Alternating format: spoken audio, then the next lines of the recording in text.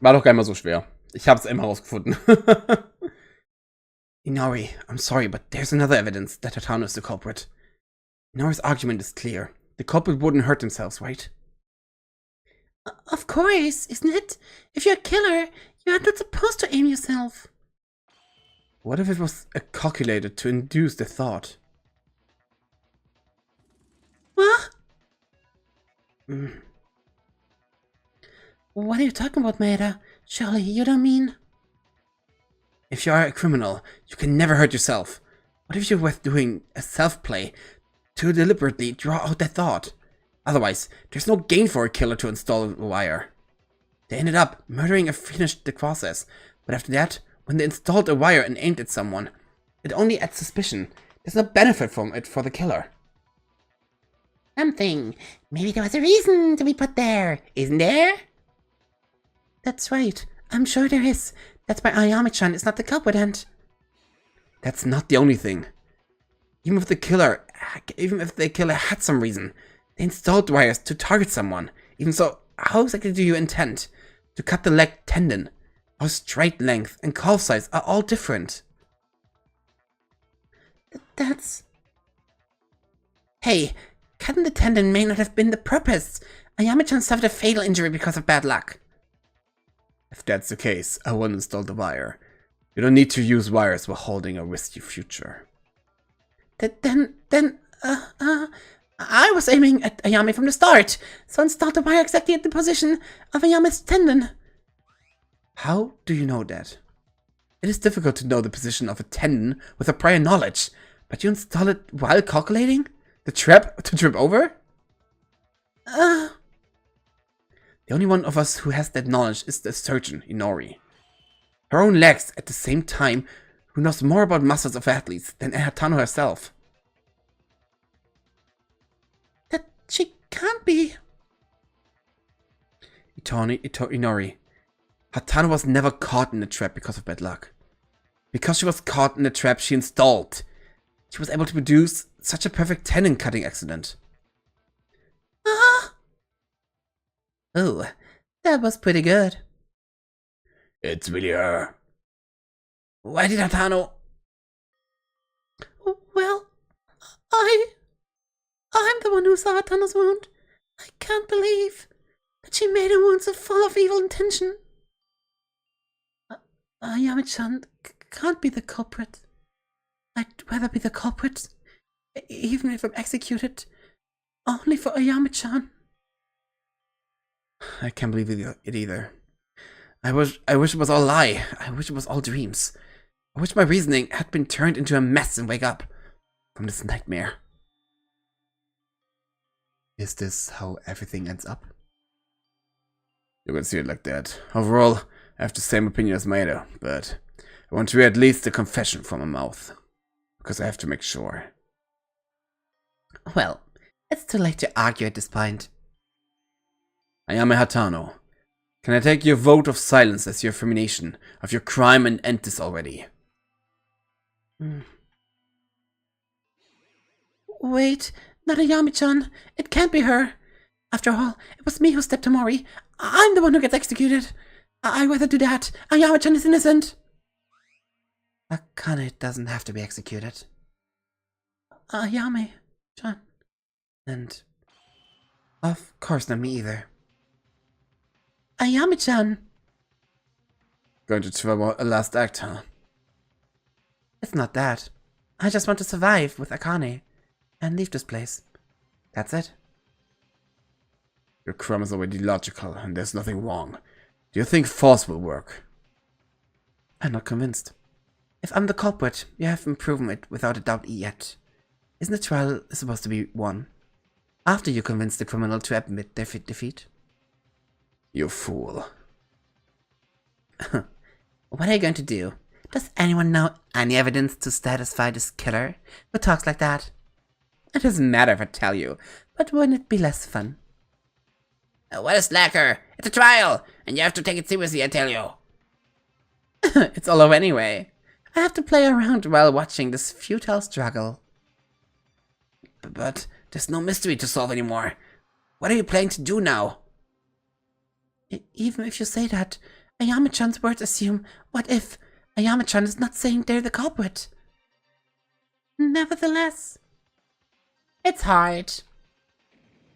Okay, then let's reorganize the case from the beginning.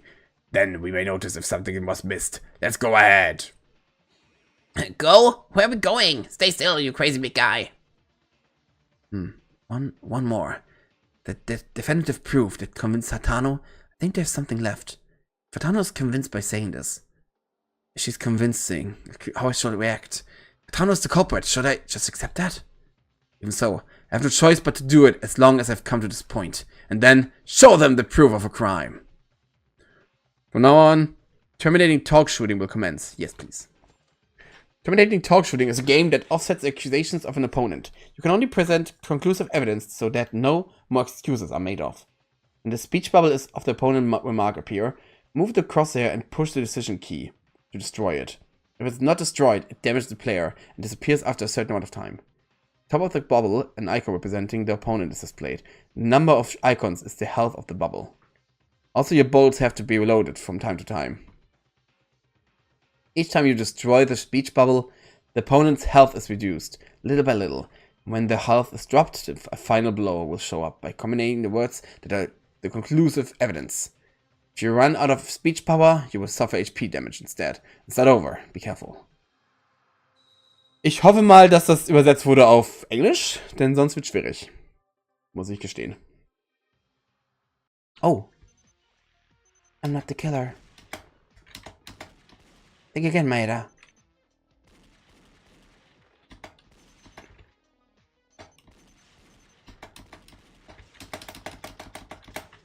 Alter!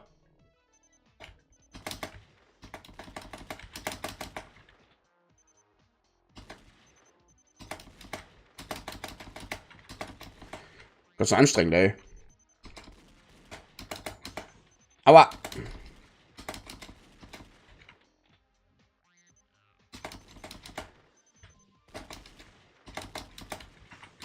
Wie soll ich das erwischen? Sie ist so schnell!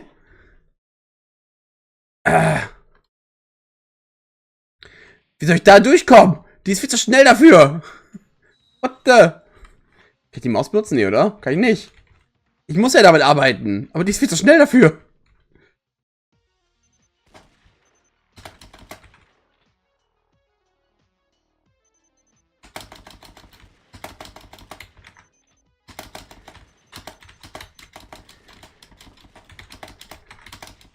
Aua.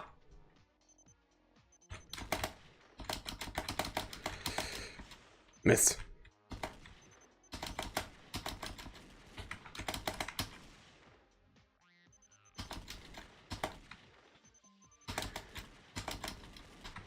Okay, ich schaff's langsam. Was? Wo bin ich denn?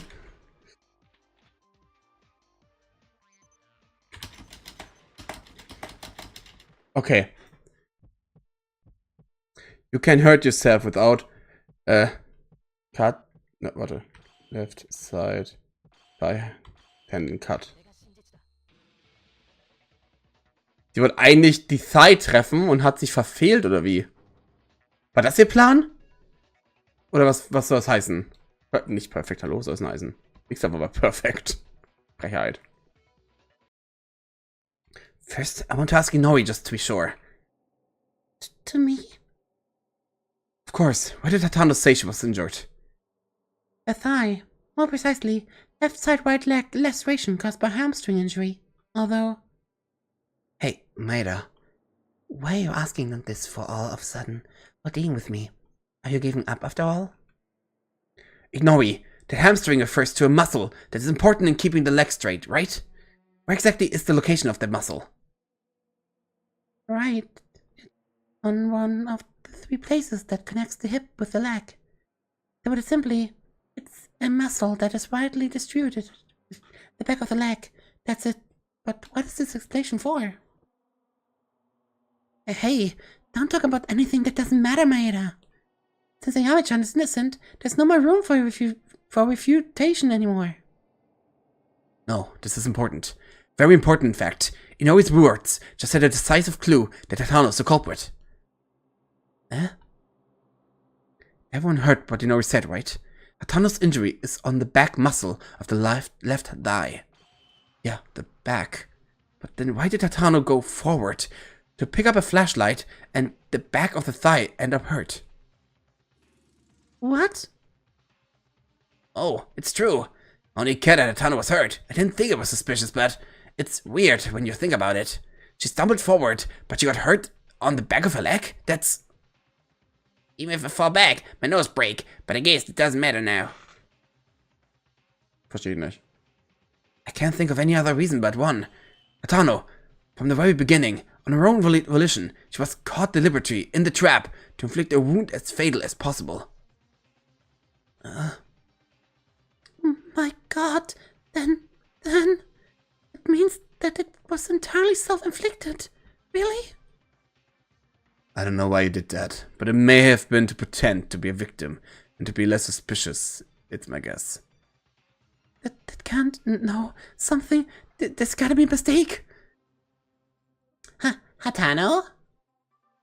Ach so, weil sie rückwärts gestammelt ist ein bisschen. I wish I was lying. Why, this is a choice. If you want to get out of the game, then just lie. Why don't we make a conclusion now?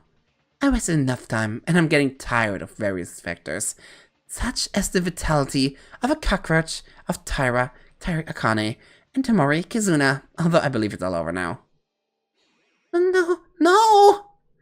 Something is wrong. Ayame-chan wouldn't do this. I mean that. Ayame-chan was never the type to kill. The person who was driven as a criminal is still there. Why are you upset? You just stay put.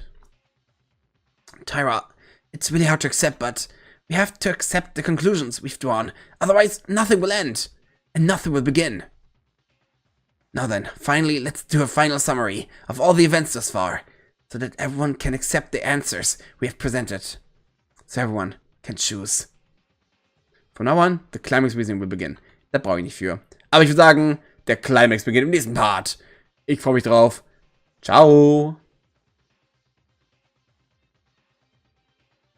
Hallo Leute, willkommen zurück. Wir sind beim Climax des Class Trials angekommen. Das heißt, wir werden einmal den ganzen Case aufzählen, erklären und Bilder einfügen. Wie schön. Climax Interference. Start. So, wir haben... Was haben wir denn hier so? The people who discovered the fire put it off.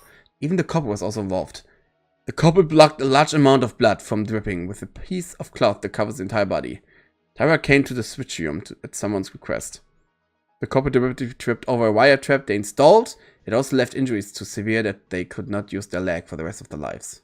That's hard. Tyra was in a state of panic when she saw blood on her hands. In order to make it as if there was a fire, the couples installed a fuse line and set it there. Wir haben den Storage Room. Da haben wir einmal das Feuerzeug, die Fuse und Monokumas Motiv. Dann haben wir Tyra wird in den Raum gerufen. Das kommt nämlich dahin. Da trifft sie Kizuna. Kizuna erklärt den Plan, dass sie mich töten möchte. Und Tyra lehnt ab. Daraufhin versucht Kizuna sie zu töten. Sie versucht zu erstechen. Sie strugglen, die Flashlights brechen und Tyra hat die Chance zu entkommen, weil Kizuna plötzlich aufhört, sich zu bewegen. Sie rennt raus und bemerkt nicht, dass sie die Hände voll Blut hat. Und als sie es gemerkt hat, rennt sie zum Badezimmer, um sie abzuwaschen. Und da hat sie mal gesehen. Akt 3. Die Person betritt das Switchschirm, sieht die verblutende Kizuna, die aktuell eine Message schreibt, und sieht die Chance. Sie reißt das Messer raus und sticht damit in ihren Hals. Um nicht Blut abzukriegen, beschützt sie sich mit einem Cloth. Kizuna fängt langsam an zu verbluten. Jetzt geht es darum, alles aufzuräumen. Und zwar, zuerst wird eine Fuse ans Fenster gelegt und diese wird angezündet, damit ein Feuer ausbricht. Dann ruft jemand Feuer! Und Shingo, Priestermann und Ray hören das, nicht Shingo. Police Officer. In der Zwischenzeit versuchen die... Wer ist dabei? In der Zwischenzeit versuchen die das Feuer auszumachen. Genau, die 4 versuchen das auszumachen, das Feuer. Kizuna verbrennt in der Zeit und nicht verbrennt, aber verblutet und schreibt die Nachricht weiter. Darauf hört er am Fenster, dass jemand das Fenster kaputt macht. Und der Priester wird gerufen, nach hinten zu gehen. Der Killer lässt die verbrannte Flashlight fallen und zeigt sie mir und sagt, ich hole sie mir. Und verletzt sich selber am Bein, damit sie nicht auffällt. Ich glaube, das macht so Sinn.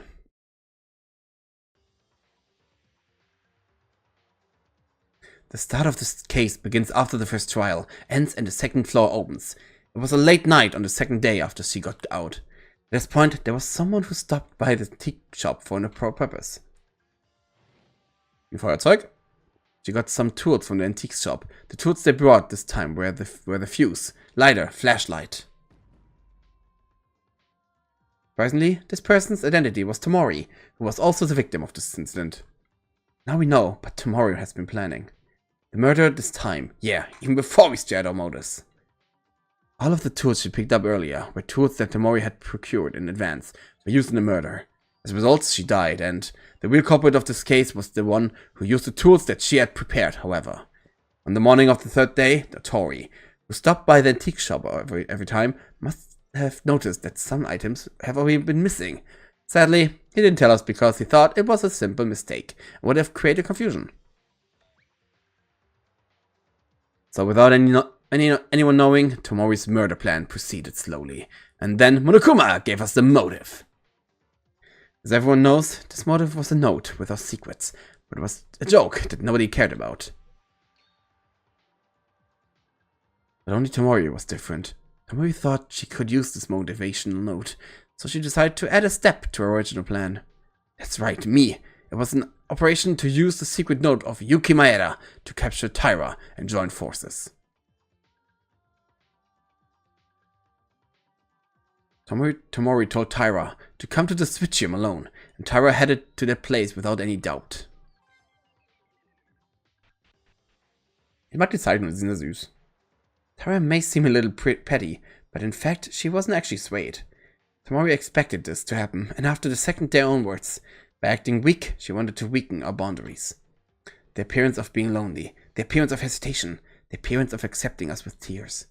It was only a fake scene to kill even a little more smoothly. That's the true nature of Tomori Kizuna. We were all fooled by Tomori. Taira, at the time, she wasn't wary of Tomori at all, so she went to the dark Switchium. There, Tomori showed Taira a secret note and revealed a plan to kill me. Taira said that Tomori picked up a secret note that someone discarded from the trash can. It was written like this.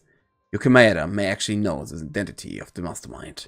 Of course, this is not true, because I don't know who the mastermind is. But in order to kill me with that pretext, she needed Taira's help. Tomori tried to get Taira out like that. But Taira didn't follow Tomori's words. No matter what, murder shouldn't be done by anyone.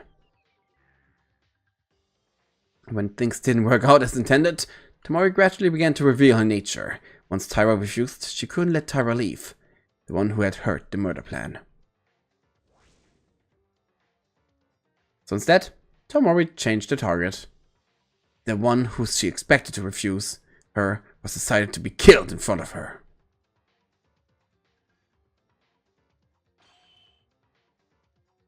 Tomori ran into Taira without warning, but luckily, Taira avoided the first strike. Taira panicked by Tomori's sudden attack. Taira tried to run away, but she was pushed by Tomori and fell. Then she tried to resist Tomori, swinging a knife right in front of her nose. In the process, the flashlights that Taira and Tomori had were broken by a struggle, and the Switchium, which lost its only light, they were struggling in the deep darkness. Several minutes continued during this fierce encounter, but at some point the struggle suddenly ended.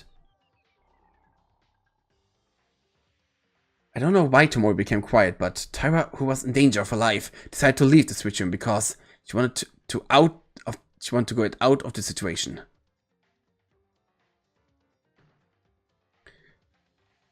The first thing that Taira found out when she got out of the dark Switchium in a bright spot was the intense color of blood. An ihren Händen! Tyra only saw the blood on her body. Of course, it wasn't her own blood, and instinctively realized that she had stabbed Tomori in the middle of the struggle without even knowing herself. Tyra, who was shocked and fear of horror in her head, went to the bathroom. She thought about washing the blood quickly from her. But looking at Tyra like this, the culprit perhaps found out what she had done. It is not clear whether or not they saw Tyra in person, but the killer must have found Tomori within that short time after Tyra left the power room. Someone other than the culprit in the case discovered Tomori. They might have saved Tomori by calling Inori, but the culprit in this case didn't have that thought in mind at all.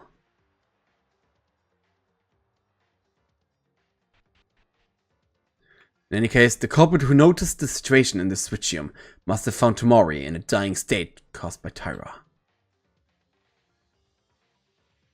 Tomori tried to target Tyra, but she was forced to act, as she did not die immediately. The reason for this can be found in the dying message she wrote. Tomori, realizing that she was going to die, wrote on the floor with her own blood to let us know the identity of the killer who stabbed her, not mate. In other words, to refer to the ultimate mate student, Tyra. Na, eigentlich hat sie erst Mate geschrieben, nur. The thought that passed by the killer's mind so far was nothing of telling everyone to save Tomori. The thought of killing Tomori was that she couldn't breathe, just so they would blame the wrong person.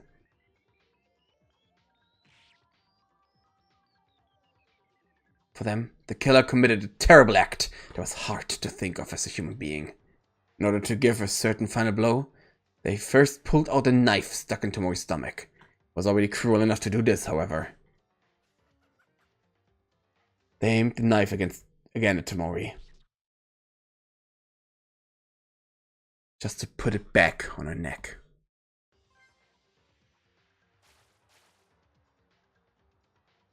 In the process, blood spurted like a fountain, but the killer was wearing a piece of cloth about the size that could cover them, preventing the blood from splattering them. In contrast to Tyra, who stabbed Tomori in an accident and unintentionally, you can see that it was an extremely premeditated crime.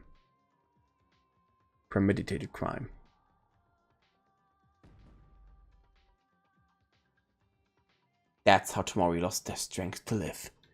Tomori thought about killing, of course, and even tried to kill Tyra. Still, did she have to die so badly? Either way, the culprit who succeeded in killing Tomori through a fatal blood wound now was starting a backup operation.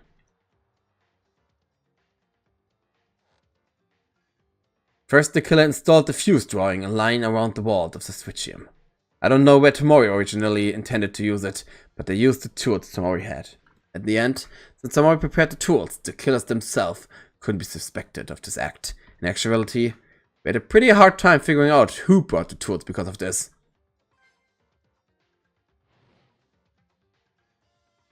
The fuse was installed mainly on the glass window, as to not burn equipment as much as possible, and then lit it with a lighter.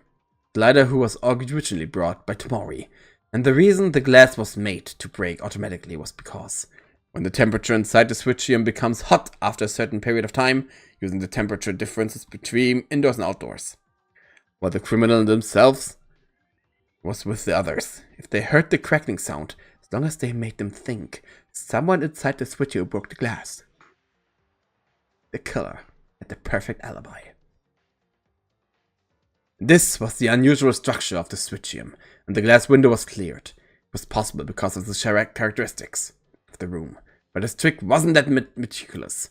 No one noticed the fire when the fire was being made. It was a futile trick, so the killer put the plan into action than anyone else. After completing the installation of the fuse, the criminal reported the fact of the fire with a loud voice, as if they were the fire discoverer. Some of the people who heard the sound came to the front of the switchium, as the culprit intended.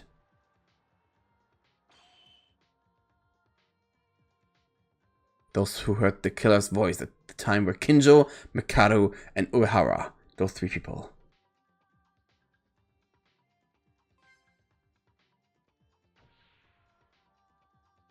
this point, 3 people who had not yet known that a murder had occurred decided to extinguish the fire first without even dreaming that they were with the killer.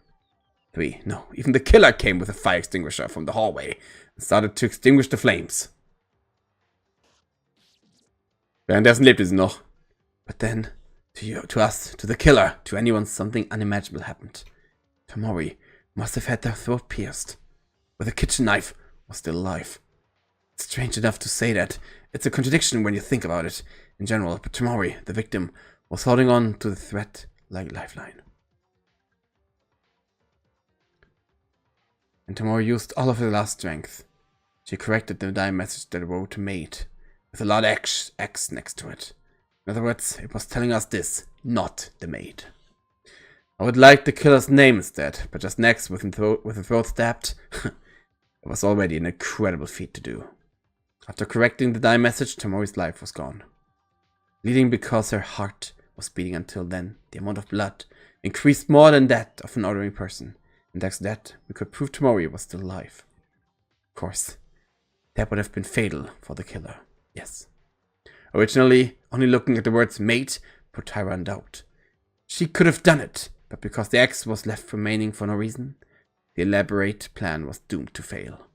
Tamori, even though she tried to kill and she couldn't be forgiven, she acted. At the end of the day, she was trying to tell us the correct answer with all of her strength. And the situation goes back to the power room, when the fire was put off and the setup was almost completely staged, suddenly hearing the sound of glass breaking inside the switchium. It was done in the best conditions intended by the killer. Thanks to this, everyone thought someone inside the switchium broke the glass. Everything was the way the killer wanted. The killer who was on the scene at the time, I would imagine they had a smile of satisfaction.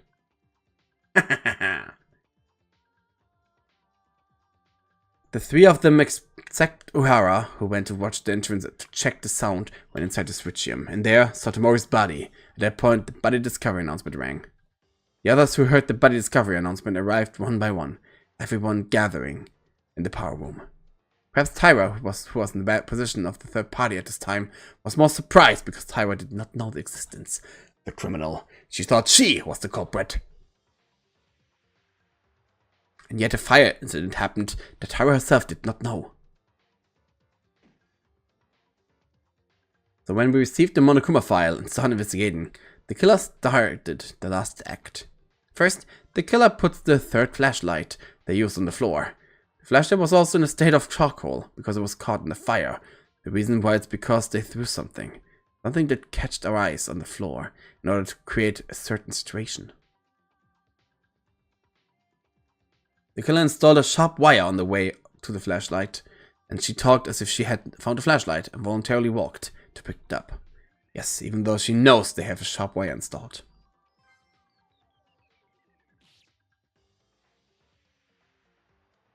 Here the killer deliberately gets caught in a wire trap and cut their own leg. It was also precisely aimed at cutting the back tendon.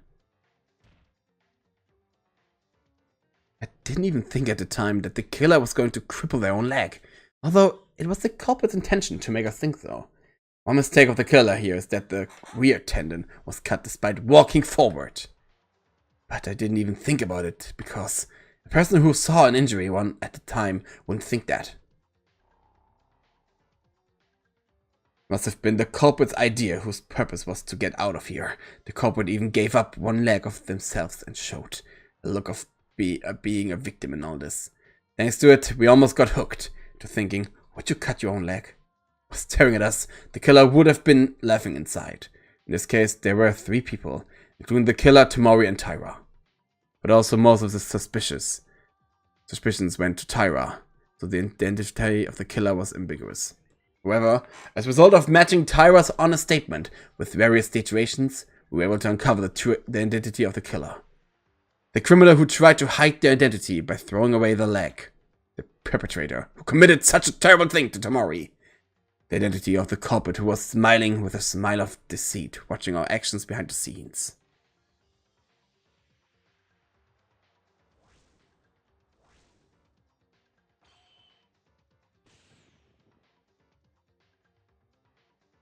It's no one else other than you, Hatano Ayame.